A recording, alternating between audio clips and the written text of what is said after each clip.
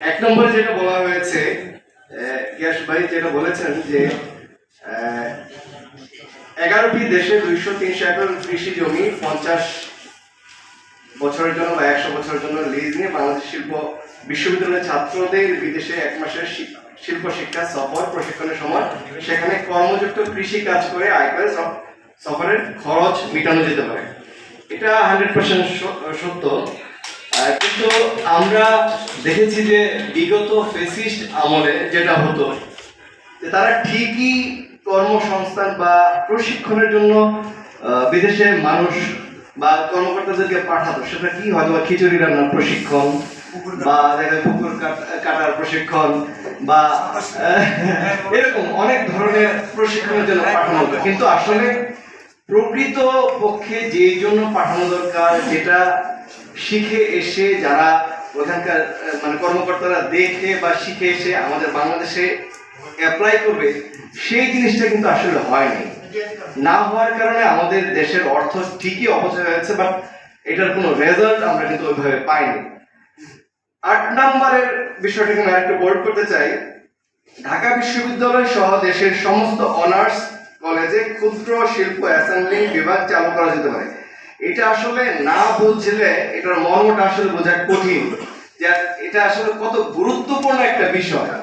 Suppose আমরা parts, আমি হয়তো একটা বিমান বানাইতে পারবো না, বাট 10টা পার্টস এনে যোগ করে কিন্তু ওই পার্টসগুলো আমাদের দেশে তৈরি হচ্ছে না।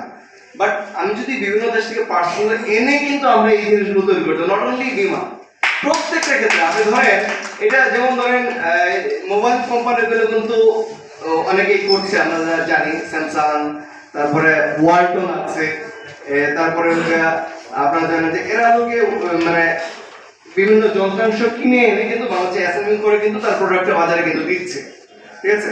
আবার হোম অ্যাপ্লায়েন্স ও স্মার্ট ডিভাইসগুলোর ক্ষেত্রে যদি থাকে যে fan, TV, fridge, air conditioner, এগুলো কিন্তু আমাদের দেশে এখন কিন্তু ছোট শিল্প অ্যাসেম্বলিগুলো উৎপাদন কিন্তু হচ্ছে।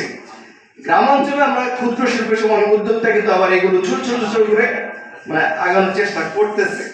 এতে করে আমাদের দেখা যায় কি যে বিশ্ববিদ্যালয়গুলোতে যদি এই বিভাগটা চালু হয়, ঢাকা বিশ্ববিদ্যালয়ে যদি আমরা যদি পাবলিক ইউনিভার্সিটিগুলো বিশেষ করে ধরি, ঢাকা, চট্টগ্রাম, রাজশাহী, এরকম ইউনিভার্সিটি গুলোতে যদি এই জিনিসটা চালু হয়, এতে করে শুধু আমরা এখন দেখি কি যে শিক্ষার্থীরা শুধু তাত্ত্বিক জ্ঞানগুলো অর্জন করছে, বাট হাতে কলমে যে শিক্ষাটা এটা কিন্তু হচ্ছে না। এটা যদি হয় তাহলে দেখা যাবে যে আমরা তাত্ত্বিক জ্ঞানের পাশাপাশি এটা শেখার ফলে অতি দ্রুত আমরা কিন্তু প্রোডাকশনে চলে যেতে পারবো, মানে ওই মানে স্টুডেন্টগুলো কিন্তু মানে প্রোডাকশনে চলে যেতে পারে। আমরা আরেকটা পয়েন্ট নিয়ে কথা বলতে চাই, সেটা হচ্ছে বিশ্ববিদ্যালয় অনার্স ছাত্রদের শিল্প প্রশিক্ষণ ঋণ প্রদান। আসলে আমি ঢাকা বিশ্ববিদ্যালয় থেকে বের হয়েছি 2008 সালে। আমরা দেখেছি যে ঢাকা বিশ্ববিদ্যালয় আমাদের বন্ধু বান্ধব অনেকেই আছে যে অনেক ক্ষেত্রে বা অনেক সাইডে তারা অনেক মানে কোয়ালিফাইড, বাট দেখা যাচ্ছে যে তাদেরকে যদি একটু আর্থিক সহযোগিতা করা হয় বা তারা যদি একটা কোনো জায়গাতে ঋণ পায়, তাহলে অনার্স 4th ইয়ার বা মাস্টার্স থেকেই তারা কিন্তু মানে কাজে নেমে যেতে পারে। অনার্স বা তাদের শিক্ষা জীবন শেষ করার আগেই তারা আস্তে আস্তে ছোট একটা ইন্ডাস্ট্রির দিকে চলে যেতে পারে। এই জিনিসটা খুবই দরকার, বিশেষ করে বিশ্ববিদ্যালয়ের শিক্ষার্থীদের জন্য, যে ঋণ মানে যেমন আমি জানি যে আমার এক রুমমেট ছিল, সে একটা চলচ্চিত্রের উপর একটা কোর্স করলো। সে কোর্স করার পর সে তার মনে হলো যে চলচ্চিত্র বানানো দরকার। তানভীর মুকামের একটা কোর্স করে এসে চলচ্চিত্র বানানো দরকার, ভাই চলচ্চিত্র বানাবো। চলচ্চিত্র তো আর তুমি বললে বানানো সম্ভব না, একটা চলচ্চিত্রের যে বাজেট সেটা তোমাকে এগিয়ে দিবে। দেখেন সে কিন্তু আস্তে আস্তে সে হয়তো কয়েক জায়গায় গিয়েছে, তার বড় ভাইদেরকে নক দিয়েছে, দেওয়ার পরে কি হলো, সে কোনো রেসপন্স পায়নি। না পাওয়ার পরে সে কিন্তু আস্তে আস্তে চলে গেল, মানে এই সেক্টর থেকে সে চলে গেল। আমি চলচ্চিত্রের উদাহরণ দিলাম, সে হয়তোবা এই সেক্টরে ভালো করত, বাট সে এখানে যথাযথ সাপোর্ট না পাওয়ার কারণে কিন্তু অন্য সেক্টরে চলে গেল।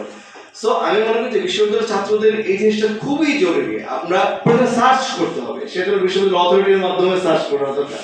তারা সার্চ করে দেবে যে কাকে দিলে বা একটা উন্মুক্ত মেলার আয়োজন করা যেতে পারে, যে আমরা শিল্প মেলা করলাম, এখানে কে কি মানে প্রোডাক্ট বা তোমরা কি কি প্রজেক্ট নিয়ে আসো, প্রজেক্ট দ্বারা উপস্থাপন করলো, হতে পারে যে ক্যাম্পাসে এটা আয়োজন হলো। তারা বিভিন্ন প্রজেক্ট নিয়ে আসলো, অথরিটি সেটা বা বিজ্ঞজন তারা এটা বাছাই করলো, বাছাই করে তারা যে এই 5 জনকে আমরা এই বছরের জন্য তাদেরকে সহায়তা দেবো, আর্থিক সহায়তা দেবো। তো এই জিনিসটা যদি করা যেতে পারে, 10 নম্বর পয়েন্টে যেটা জ্ঞান ভাই বলেছেন, অত্যন্ত চমৎকার একটি মানে উনি বিষয় উল্লেখ করেছেন, শিল্প ঋণ দেয়া।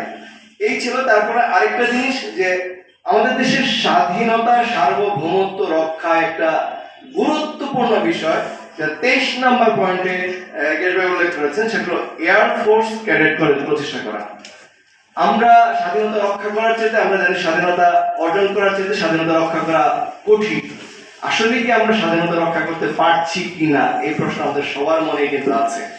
সো স্বাধীনতা রক্ষা করার জন্য আমাদের প্রত্যেকটা বাহিনীকে শক্তিশালী করতে হবে। আমরা যদি মানে বিমান বাহিনী, আমাদের সেনাবাহিনী, আমাদের নৌবাহিনী, প্রত্যেকটা সেক্টর। সো এখানে যদি আমরা যেটা বলেছেন যে আমরা যদি এয়ারফোর্স কলেজ বা এয়ারফোর্স ক্যাডেট প্রতিষ্ঠা করা যায়, তাহলে এখান থেকে কিন্তু স্বাধীনতা সার্বভৌমত্ব রক্ষার জন্য অত্যন্ত প্রহরী তৈরি করা সম্ভব বলে আমি মনে করি।